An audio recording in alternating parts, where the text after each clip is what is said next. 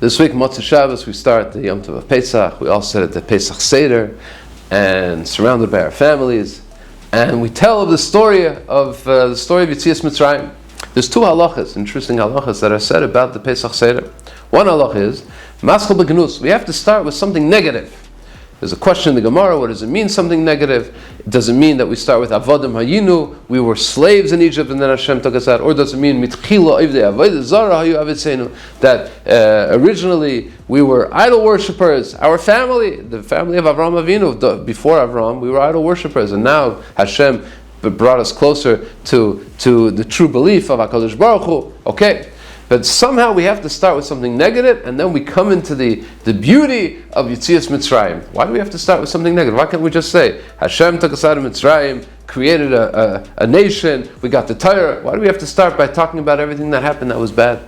Another halacha is that we have to tell over the story, derech shayla v'tshuva. That means that we have to ask a question, and then we get an answer. We say, why is this night different? And we say, you know why? Because we were Avodim and we came out of Mitzrayim. Why can't we just say, we were in Mitzrayim, we came out of Mitzrayim? What is the story? What is the necessity of asking a question and having an answer? And are they connected, these two ideas? These two halachas, these two requirements of how to say over the story of Yetzias Mitzrayim.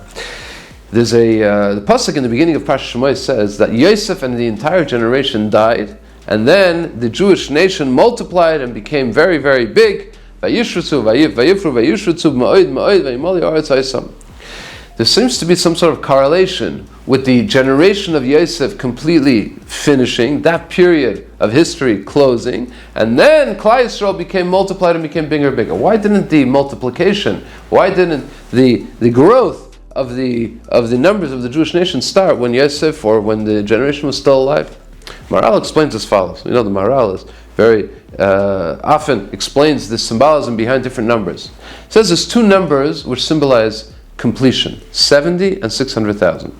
We know that Klal Yisrael came down to Mitzrayim, Yaakov and his children, in Parshas Vayigash. There were 70 people.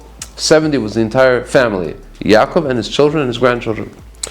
When they left Mitzrayim, there were 600,000. 70 represents a complete system. We know that there's 70 nations in the world. There are more nations, but they all have their sources in those 70 nations. From 70 come all the other nations. So 70 represents a sort of complete system.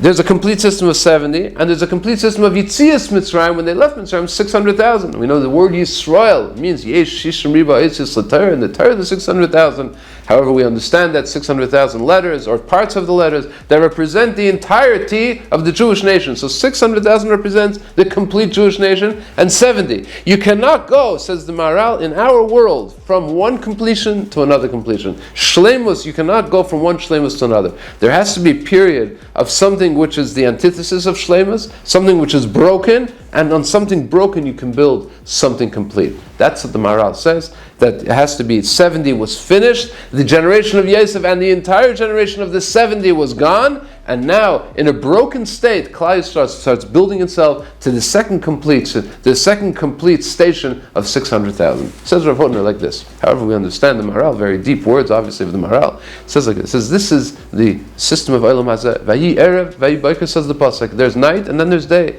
We don't go straight to day. We always go from something. This is the reality of the incomplete Olam Hazeh that we live in. Everything has to start from something incomplete and then becomes complete.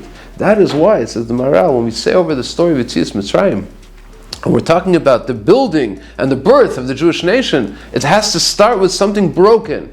Either our belief system was broken, we believed in idols, or we were broken in the fact that we were slaves to Paroi. And then HaKadosh Baruch Hu took us out of Mitzrayim. That's how we say the story. That is the story of Yetzias Mitzrayim. And says Rav Hutner, that's why it has to be with a question and answer. We can tell somebody information. You should know that there's a Jewish nation that came, we left Mitzrayim, and we had got the Torah.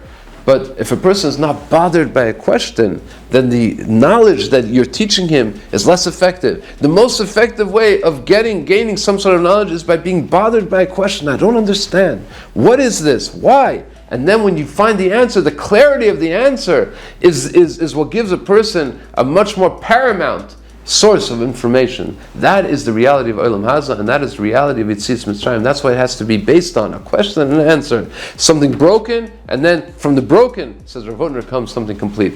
That's everything connected with Olam Hazeh. Of course, in Olam Haba, says the Navi Zechariah says there will be a day that's coming that's not Yom and not Laila. There's no day and no night. What does that mean, says Rav Hutner? It means you don't have to come to the day through the night. There will be just endless sources of knowledge, and we'll be able to raise from levels to one completion, to one level of completion, to another level of completion, to another level of completion. That's an Olam Haba, when the world will be complete and the world will be perfect. But as long as we're in Olam Hazeh, this is our approach to teaching and to coming to the proper knowledge. It has to come from something broken to something complete. Wishing all of you and all of us, all of our families, a Chag Kosher v'Sameach. We should be zeicha to really be able to give over the tradition of Yetzias Mitzrayim, the source of our belief in HaKadosh Baruch Hu, to the next generation, and we should be zeicha to the Geula Shlema, when everything will be perfect. There won't be night, there won't be day, it will be one long day. It should come speedily in our days. B'mehera v'yameinu Chag Kosher v'Sameach. Please don't forget to subscribe. You'll get the video every week by subscribing. Put a like. Thank you very much. Good Shabbos.